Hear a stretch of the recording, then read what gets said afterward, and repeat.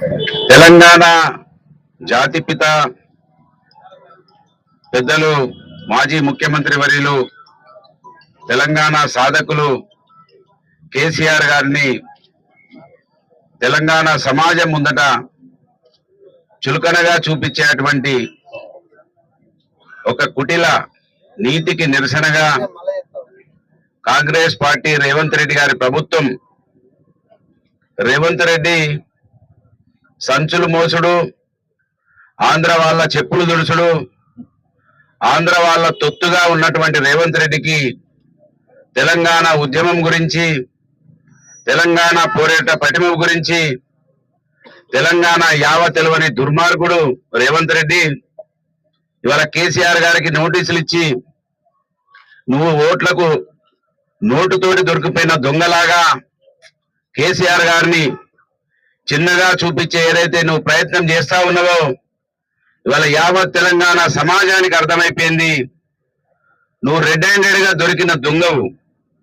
కానీ ఇక్కడ ఎవరి మీద నువ్వు అభియోగాలు మోపి ఏదో ఒక నింద మోపి దాన్ని మీద బతకాలని చూసే నీ నీచ మరి ఆలోచనకి యావత్ తెలంగాణ సమాజం తెలుగు తెలిసిన వాళ్ళందరూ కూడా కాంగ్రెస్ ప్రభుత్వం నీతిని ఈ కంప్యూటర్ యుగంలో ఎప్పుడో 20 సంవత్సరాల కిందనో 30 సంవత్సరాల కిందనో కాంగ్రెస్ కి ఇట్లుంటదని అనుకున్న వాళ్ళు ఇవాళ ఓటొచ్చే పిల్లలకు కూడా కాంగ్రెస్ నీతిని చూపించిన దుర్మార్గుడు రేవంత్ రెడ్డి గారు.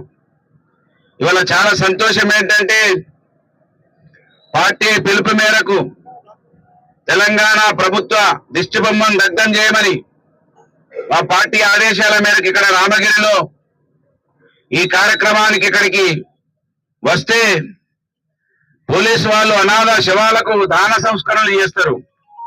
ఇక్కడ పోలీసు వాళ్ళే ఆ శవానికి దాన సంస్కరణ చేసిరు. చాలా సంతోషం. పోలీసు వాళ్ళకు హృదయపూర్వకంగా ధన్యవాదాలు.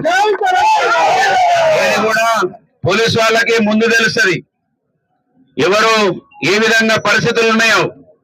రామగిరి పోలీసులకు ముందే తెలిసింది ప్రభుత్వం అనాథగా మారిపోయింది, ప్రజలను తిరస్కరించబడ్డదని రామగిరి ఎస్ఐకి వాళ్ళందరికీ కూడా అర్థమైపోయింది. చాలా సంతోషం. మా చేతులకు మట్టి అంటకుంటేనే వాళ్ళే దహనం చేసినందుకు వారికి ధన్యవాదాలు తెలియజేస్తా ఉన్నాను. 3 సంవత్సరాల ముందే ప్రజలతో తిరస్కరించబడ్డటువంటి ప్రభుత్వం రేవంత్ రెడ్డి ప్రభుత్వం. రేవంత్ రెడ్డి ఇవాళ తెలంగాణ యావత్ సమాజం రోజులు లెక్క పెట్టుకుంటా ఉన్నది. ఎప్పుడు వస్తాయి ఎలక్షన్లు, ఎట్లా ఈ రేవంత్ రెడ్డిని కాంగ్రెస్ ప్రభుత్వాన్ని సముద్రంలో కలపాలని, కృష్ణా గోదావరిలలో సాగనంపాలని ఇవాళ యావత్ సమాజం చూస్తున్నది. మీ కాంగ్రెస్ తొత్తులు ఒక 10 మంది తప్ప 90 మంది ఈ ప్రభుత్వాన్ని చీడనాడుతా ఉన్నారు.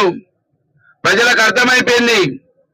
తెలంగాణను తీసుకొచ్చి 10 సంవత్సరాలలో తెలంగాణ రాష్ట్రాన్ని సమాజాన్ని అగ్రస్థానంలో నిలిపినటువంటి మహనీయులు కేసీఆర్ గారిని చిల్లర నోటీసులు ఇచ్చి ఫోన్ ట్యాపింగ్ గురించి విధి విధానాలు ఈ రాజ్యాంగంలో రాసి ఉన్నప్పటికీ ఫోన్ ట్యాపింగ్ ఎవరు చేయాలి, ఎవరు చేస్తారు, దాని పద్ధతులు ఏందో తెలిసినా కూడా నువ్వు ఆ కుటుంబాన్ని, మా నాయకత్వాన్ని ఏదైతే చిన్నగా చేసే ప్రయత్నం చేస్తున్నావో అది నీ జేజమ్మ వలన కూడా కాదు, నీ సోనియా గాంధీ మెడలు వంచిండే కేసీఆర్ గారు. నువ్వెంత, నీ పెసేదంతా రేవంత్ రెడ్డి ఈ సంగతి నువ్వు గమనించాలని డిమాండ్ చేస్తూ పూర్తిగా రేవంత్ రెడ్డి కాంగ్రెస్ ప్రభుత్వం యొక్క నీతి ఈ సమాజానికి ఎప్పటికప్పుడు తెలియజేయడంలో మంత్రి నియోజకవర్గం నుంచి బీఆర్ఎస్ పార్టీ శ్రేణులు కూడా అలసత్వం వహించకుండా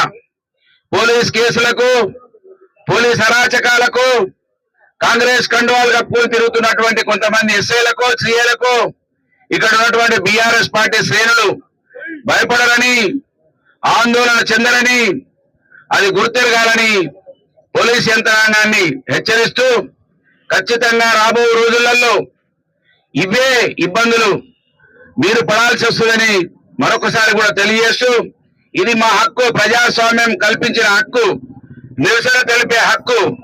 దిష్టి బొమ్మలు కూడా దహనం చేసే హక్కు ప్రజాస్వామ్యంలో ఉన్నది.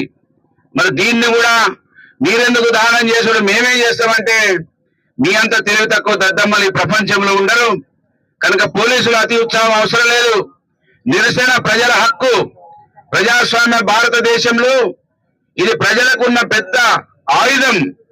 దీని ద్వారానే ప్రభుత్వాలకు నిరసన తెలిపేటువంటి అవకాశం రాజ్యాంగంలో పొందుపరుచుకున్నామనే విషయాన్ని గుర్తు చేస్తూ ఈ కార్యక్రమంలో పాల్గొంటున్న ప్రతి ఒక్కరికి కూడా హృదయపూర్వకంగా బీఆర్ఎస్ పార్టీ పక్షాన ధన్యవాదాలు తెలియజేస్తూ ముగిస్తా ఉన్నాను. జై కేసీఆర్, జై బీఆర్ఎస్, జై కేసీఆర్, జై కేటీఆర్, జై బీఆర్ఎస్. ధన్యవాదాలు.